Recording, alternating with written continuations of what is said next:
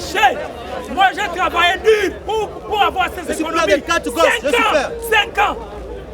Et maintenant, pour aider mes enfants, on m'escroque, on dit qu'on m'a pas coup. Non, l'État gabonais est responsable parce qu'il avait donné les papiers à un récidiviste, à un repris de justice. Donc, il est responsable. On a vu Berassal défiler le 17 août. Ils ne peuvent pas dire qu'ils ne sont pas responsables. Ils sont responsables.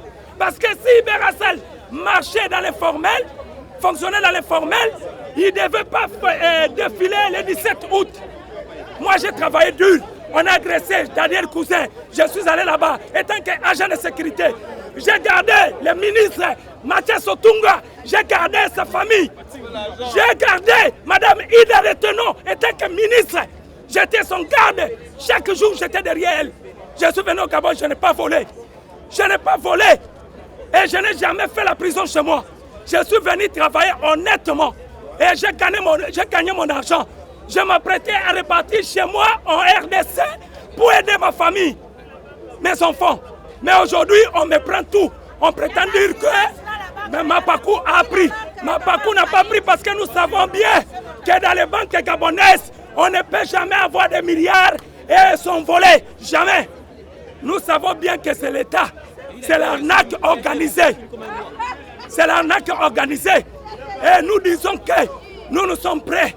Nous sommes prêts, on ne va pas lâcher. Vaut mieux qu'on puisse ôter nos vies. S'il n'y a pas l'argent, il n'y a rien. Même s'ils envoient tous ces policiers nous bombarder, il n'y a rien. Je suis Congolais, vous n'avez qu'à aller chez l'ambassadeur, lui demander qu'il y ait un Congolais qui fout la merde. On va m'appeler. Moi, je suis fatigué, j'ai besoin de la mort. Je suis fatigué. Président de la République du Gabon, Dieu a créé l'être humain à son image. Vous êtes la créature de Dieu. Nous aussi, nous sommes toutes des créatures de Dieu. Aujourd'hui, vous êtes le maître garant des institutions de la République gabonaise. Nous ne sommes pas une partie politique. Nous n'avons pas un homme politique derrière nous. Dieu a dit, l'homme mangera à la sueur de son front. Nous n'avons pas volé. Nous n'avons pas fait campagne. Nous n'avons même pas eu de parents qui nous ont donné pour aller placer. C'est à la sueur de notre front. Faites quelque chose et dans l'immédiat. Monsieur le Président de la République, ce n'est pas seulement en Tunisie que l'étudiant s'est immolé. Ça peut arriver au Gabon. Pas le semblant qu'on a fait quand on a brûlé un étudiant à la police. Monsieur le Président de la République, évitez le pire. S'il faudrait nous amener en prison, faites encore plus de prison. Parce que nous devons mourir pour notre argent. Nous n'allons pas laisser comme les gens de BGL, comme Ogarvi, comme Gabonvi, comme tout ce que vous-même vous connaissez. Monsieur le Président de la République, nous vous interpellons. Vous savez qui a notre argent. Vous-même, vous le savez. Vous savez qui a notre argent. Dites à ce monsieur que il n'y a pas que les Gabonais dans cette affaire. Il y a nos frères qui sont venus au Gabon pour investir dans notre pays. Vous le savez autant que nous. Faites quelque chose. Et dans l'urgence, si c'est vrai ce qui est sorti dans un journal, le mois de mars, nous ne le voulons pas. Et vous devez dire à vos gens que notre argent, c'est avec les intérêts, avec le préjudice moral, avec tout ce qui s'ensuit. Monsieur le Président de la République, on n'appelle pas une autre personne. Je viens là, c'est parce que je veux mon argent que BASA a pris. Je ne travaille pas. Je suis une maman pauvre. Je ne fais rien dans ma vie. Moi, je me suis battue corps et âme pour faire mon petit commerce, pour vendre mes avocats, pour vendre mon vin de palme, pour vendre mes doigts de banane, pour essayer de mettre quelque chose de côté pour aller mettre à BASA pour augmenter mon capital du commerce. Nous, si je suis allé déposer mon argent à BASA, c'est parce que je pensais qu'ils étaient en partenariat avec les Américains. C'est comme ça que j'ai fait confiance. Si je savais que BASA était une banque du banditisme, ou bien avec les Béninois, moi je n'allais jamais aller déposer mon argent là-bas.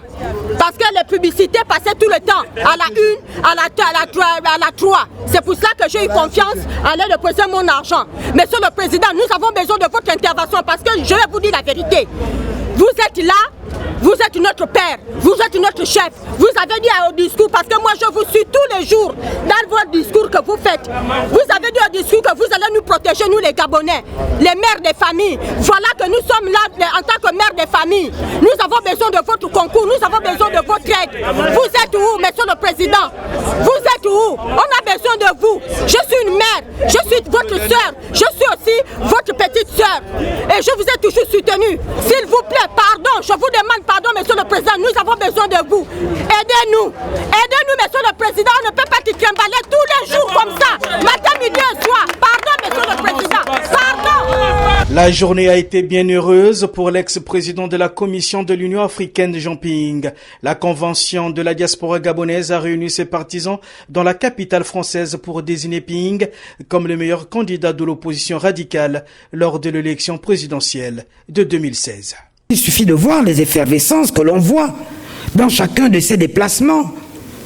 Le peuple suit. Donc la roue tourne. Pourquoi chercher à la réinventer? Elle tourne, faisons-la tourner davantage, donnons-lui des compétences, de la résistance pour qu'elle tourne jusqu'à la victoire finale.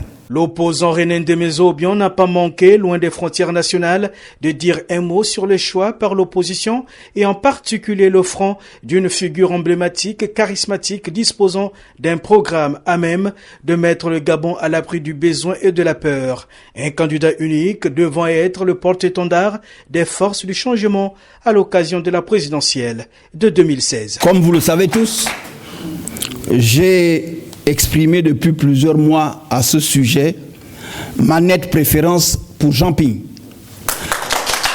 Homme pétri d'une longue expérience dans la gestion des affaires de l'État et doté d'une carrure internationale exceptionnelle. L'initiative prise par la CDG de réunir les Gabonais de France et d'Europe a été largement saluée par les participants qui luttent pour une alternance démocratique au Gabon, placée depuis un demi-siècle sous le joug du Parti démocratique gabonais. Je souhaite vivement que tous les Gabonais puissent davantage participer à ce genre de rencontres parce qu'elles sont fédératives de la cause commune pour laquelle nous nous battons. Je suis très heureux de ce moment d'échange entre citoyens gabonais et même au-delà du Gabon, puisque nous avons eu notre sœur des Comores. J'espère que nous allons continuer ainsi. Je pense que cette séance a le mérite d'avoir fait le point, le mise au point de la situation et puis de rassembler non seulement la diaspora, mais toute l'opposition gabonaise.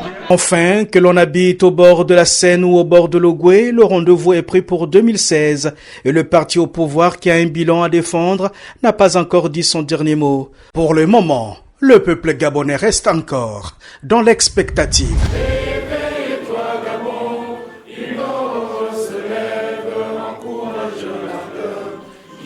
L'hymne national, la Concorde, annonçait récemment dans un hôtel du 8e arrondissement de Paris la rentrée politique de la Convention de la diaspora gabonaise CDG sur le thème « La nécessité d'une mobilisation du peuple gabonais face aux enjeux de la probable élection présidentielle ». Le président de la CDG est resté une fois de plus linéaire à ses convictions dont l'une des principales est la synergie de toutes les volontés déterminées à mettre fin au système PDG. Implorer notre génie bienfaisant qui permettra au peuple de se retrouver et se lever unanimement derrière celui, autrement dit le leader, qui donnera le mot d'ordre pour ne plus reculer devant cette usurpation de trop et imposer son choix, c'est-à-dire celui du peuple. Son droit à décider de son destin en ne reculant plus devant l'imposture d'Ali Bongo PDG. Invité d'honneur à cette grande messe politique au bord de la Seine, l'opposant René Ndemezo-Obiang a appuyé fort là où ça fait mal. l'absence d'une politique d'intégration des cadres gabonais formés en France et dans d'autres pays de l'Occident. Depuis 2009, avec l'accession au pouvoir par effraction d'Ali Bongo Ondimba, la gestion chaotique, calamiteuse et aventureuse du pays par ce dernier, qui prend principalement appui sur des étrangers aux compétences douteuses, a réduit de façon drastique les possibilités d'intégration d'innombrables cadres gabonais compétents, aussi bien dans l'administration que dans les différentes sphères du tissu économique, politique, sociale et culturelle de notre pays. On rappelle qu'en février 2015, la CDG avait invité dans la capitale française l'ex-président de la Commission de l'Union africaine, Jean Ping. Ce dernier avait déballé avec luxe et détail tous les maux qui paralysent le Gabon. Menaces de mort et intimidation des opposants et journalistes gabonais, les crimes rituels et petits règlements de comptes par voie judiciaire, la corruption des opposants et des hommes de Dieu, la gabégie, l'amateurisme dans la gestion des deniers publics, le blocage des comptes des leaders de l'opposition.